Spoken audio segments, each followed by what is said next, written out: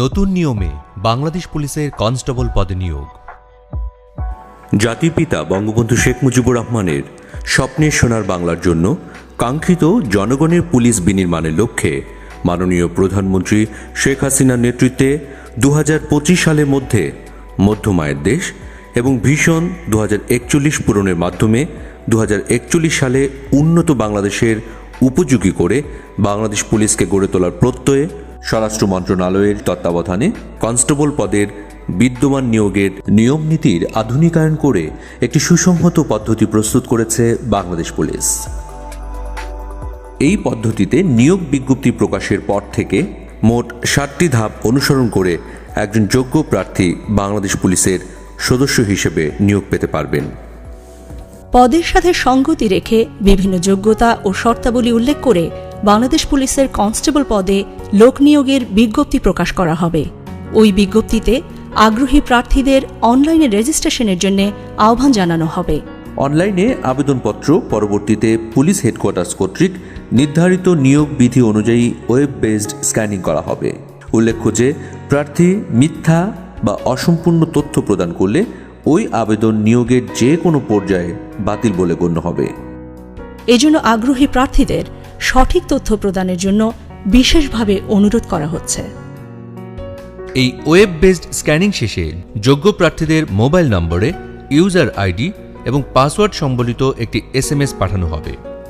শারীরিক মাপ ও কাগজপত্র যাচাইকরণ এবং শারীরিক সক্ষমতা যাচাই পরীক্ষায় অংশগ্রহণের জন্য যোগ্য প্রার্থীদের অনলাইনে admit card for physical endurance test প্রদান করা হবে। যোগ্য প্রার্থীগণ A4 সাইজ কাগজে 2 কপি প্রিন্ট করবেন।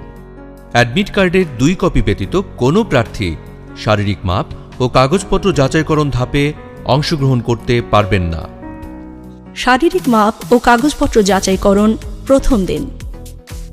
এই ধাপে অংশগ্রহণের জন্য মনোনীত প্রার্থীকে admit card for physical endurance টেস্টের 2 কপি, নিয়োগ বিজ্ঞপ্তিতে উল্লেখিত সকল ডকুমেন্টস সহ উপযুক্ত ড্রেসে নির্ধারিত দিনে যথাসময়ে নির্দেশিত স্থানে উপস্থিত থাকতে হবে।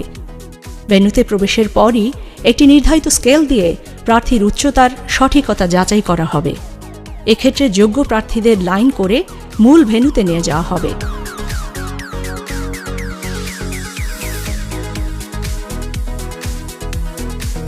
সেখানে বিজ্ঞপ্তিতে উল্লেখিত শর্তানুসারে প্রার্থীদের উচ্চতা, ওজন ও পুরুষ প্রার্থীদের ক্ষেত্রে বুকের মাপ পরিমাপ করা হবে।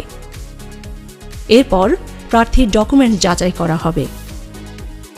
শারীরিক মাপ ও ডকুমেন্টস যাচাইয়ের সঠিকতা পাওয়া প্রার্থীদেরকে যোগ্য হিসেবে ঘোষণা করে তাদেরকে শারীরিক সক্ষমতা যাচাই বা ফিজিক্যাল এন্ডুরেন্স টেস্টে অংশগ্রহণের জন্য admit card for physical endurance টেস্টের 1 কপি প্রদান করা হবে।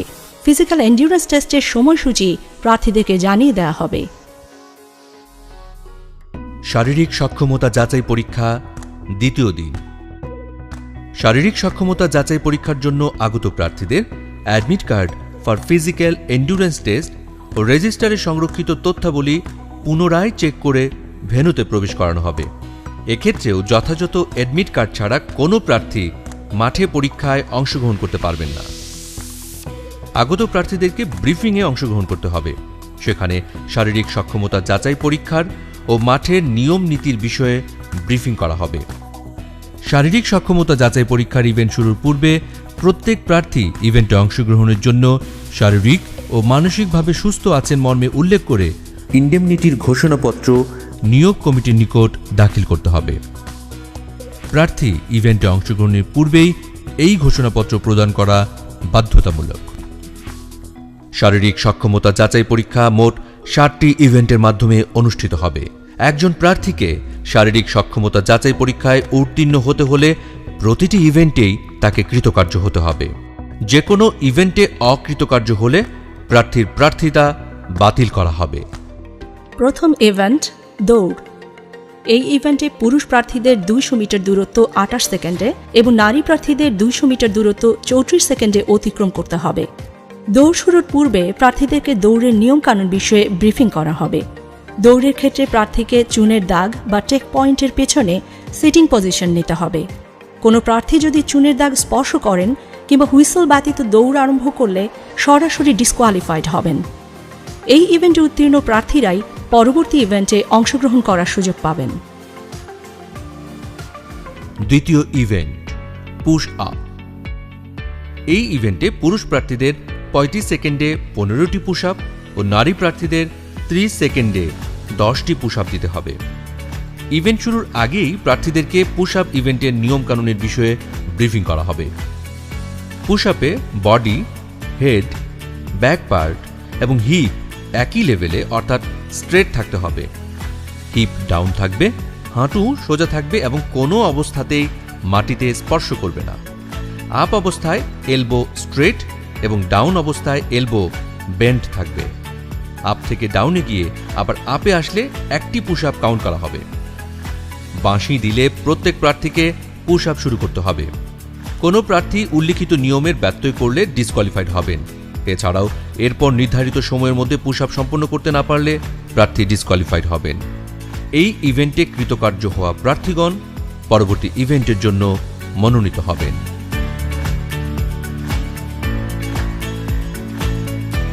তৃতীয় ইভেন্ট লং জাম্প। এই ইভেন্টে পুরুষ প্রার্থীদের কমপক্ষে 10 ফিট এবং নারী প্রার্থীদের কমপক্ষে 6 ফিট দূরত্ব জাম্প করে যেতে হবে। এই ইভেন্টের শুরুতেও প্রার্থীদের নিয়মকানুনের বিষয়ে ব্রিফিং করা হবে। প্রার্থীদেরকে অবশ্যই চুনের দাগের পেছন থেকে জাম্প করতে হবে। জাম্প করার সময় চুনের দাগ স্পর্শ করলে কিংবা অতিক্রম করলে প্রার্থী ডিসকোয়ালিফাইড হবেন। নারী প্রার্থীদের ক্ষেত্রে 6 ফিট এবং পুরুষ প্রার্থীদের ক্ষেত্রে 10 ফিট দূরত্বে মার্কিং ফিতা দেওয়া হবে। নির্দেশনা মেনে প্রার্থীদেরকে জাম্প করতে হবে। প্রার্থীকে অবশ্যই জাম্প করে ওই মার্কিং ফিতা অতিক্রম করতে হবে।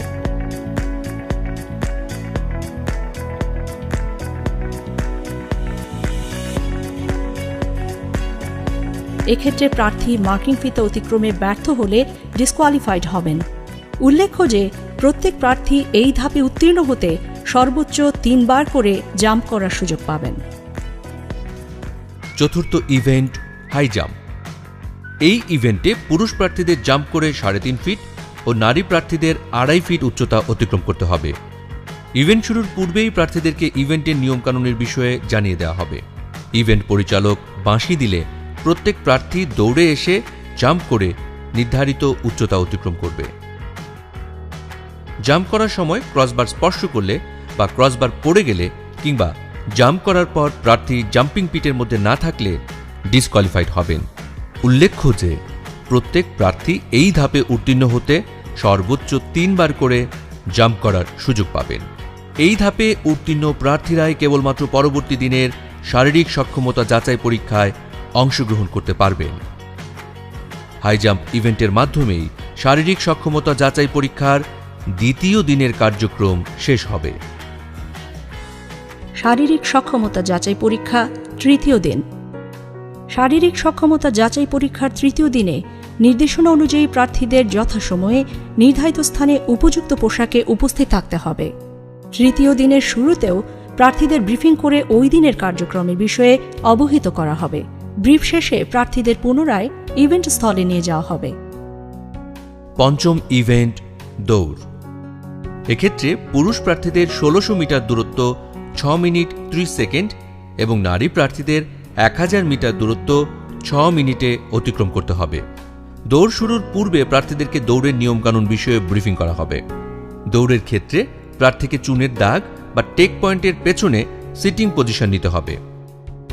এক্ষেত্রে একই রিদমে দৌড়ে অংশগ্রহণ এবং অনুশীলনের প্রয়োজনীয়তা রয়েছে। এই ইভেন্টে উত্তীর্ণ প্রার্থীরাই পরবর্তী ইভেন্টে অংশগ্রহণ করার সুযোগ পাবেন। ষষ্ঠ ইভেন্ট ড্র্যাগিং। এই ইভেন্টে পুরুষ প্রার্থীদের 150 পাউন্ড ওজনের টায়ারকে টেনে 30 ফুট দূরত্ব এবং নারী প্রার্থীদের 110 পাউন্ড ওজনের একটি টায়ারকে টেনে 20 ফুট দূরত্ব পর্যন্ত নিতে হবে। ইভেন্ট শুরুর আগেই প্রার্থীদের ড্র্যাগিং ইভেন্টের নিয়মকানুনের বিষয়ে ব্রিফিং করা হবে। টায়ারের রশিকে কোমরের সাথে লাগিয়ে সামনের দিকে মুখ করে টেনে নিতে হবে। ড্র্যাগিং শুরুর বাঁশি দিলে প্রত্যেক প্রার্থী ড্র্যাগিং শুরু করবেন। এক নাগারে ড্র্যাগিং করতে হবে। এক্ষেত্রে যদি কোনো প্রার্থী বসে পড়েন কিংবা থেমে যান কিংবা নিজের ট্র্যাকের বাইরে টায়ার নিয়ে যান তাহলে প্রার্থী ডিসকোয়ালিফাইড হবেন। এছাড়াও দূরত্ব অতিক্রমে ব্যর্থ হলেও প্রার্থী ডিসকোয়ালিফাইড হবেন।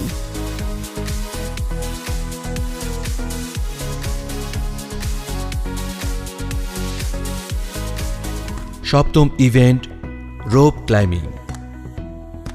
এই ইভেন্টে পুরুষ প্রার্থীদের কমপক্ষে 12 ফিট এবং নারী প্রার্থীদের কমপক্ষে 8 ফিট রোপ ক্লাইম্বিং করতে হবে।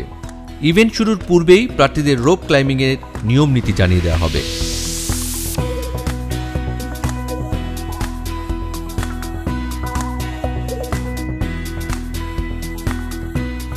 বাঁশি দিলে প্রার্থীরা রোপ ক্লাইম্বিং শুরু করবেন। প্রার্থী নির্ধারিত উচ্চতায় উঠতে ব্যর্থ হলে প্রার্থী ডিসকোয়ালিফাইড হবেন। এই ইভেন্টে উত্তীর্ণ প্রার্থীরা ফিজিক্যাল এন্ডুরেন্স টেস্টে চূড়ান্তভাবে নির্বাচিত বলে ঘোষিত হবেন। অতঃপর তাদেরকে সারিবদ্ধভাবে নারী ও পুরুষ কোটাভিত্তিক আলাদা আলাদাভাবে দাঁড় করানো হবে। তাদের তথ্যাদি পূরণের জন্য ফর্ম সরবরাহ করা হবে। পূরণকৃত ফর্ম, ফিজিক্যাল এন্ডুরেন্স টেস্টের কার্ড, সার্টিফিকেট, পাসপোর্ট সাইজের ছবি এবং অফেরতযোগ্য ব্যাংক চালান, বিজ্ঞপ্তিতে উল্লিখিত সকল ডকুমেন্ট সংগ্রহ করে পুনরায় যাচাই বাছাইপূর্বক উপযুক্তদের ডকুমেন্টস রিজার্ভ অফিসের হেফাজতে রেখে নিয়োগ বোর্ড সভাপতির স্বাক্ষরিত লিখিত পরীক্ষাসহ অন্যান্য সকল পরীক্ষার জন্য প্রবেশপত্র ইস্যু করা হবে। পরবর্তী সময়ে উত্তীর্ণ প্রার্থীকে বাংলা, ইংরেজি, সাধারণ গণিত ও সাধারণ বিজ্ঞানের ওপর 45 নম্বরের লিখিত পরীক্ষায় অংশগ্রহণ করতে হবে। লিখিত পরীক্ষায় উত্তীর্ণদের 15 নম্বরের মনস্তাত্ত্বিক ও মৌখিক পরীক্ষায় অংশগ্রহণ করতে হবে। এরপর লিখিত পরীক্ষা, মনস্তাত্ত্বিক ও মৌখিক পরীক্ষার নম্বরের উপর ভিত্তি করে বিজ্ঞপ্তিতে উল্লিখিত কোটা অনুসরণ করে জেলাওয়ারি মেধাক্রম তৈরি করে প্রাথমিকভাবে প্রার্থীদের নির্বাচন করা হবে। প্রাথমিকভাবে নির্বাচিত প্রার্থীদের পুলিশ ভেরিফিকেশন ও স্বাস্থ্য পরীক্ষা সম্পন্ন করে চূড়ান্তভাবে প্রশিক্ষণে অন্তর্ভুক্তকরণ করা হবে।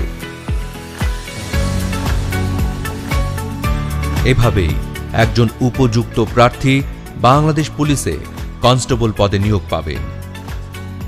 নতুন নিয়মে শুরু হতে যাওয়া নিয়োগ প্রক্রিয়ায় উত্তীর্ণ হতে সঠিক নিয়মে প্রস্তুতি গ্রহণের কোনো বিকল্প নেই। তাই আগ্রহী প্রার্থীদের সঠিক নিয়মে শারীরিক সক্ষমতা যাচাই পরীক্ষার প্রস্তুতি নেওয়ার জন্য বিশেষভাবে অনুরোধ জানানো হচ্ছে। আপনি কি সৎ? আপনি কি সাহসী? আপনি কি দেশের জন্য যে কোনো চ্যালেঞ্জ গ্রহণে সক্ষম? যদি আপনার উত্তর হ্যাঁ হয়, তবে আপনাকেই খুঁজছে Bangladesh police. Join Bangladesh police. চাকরি নয়, সেবা।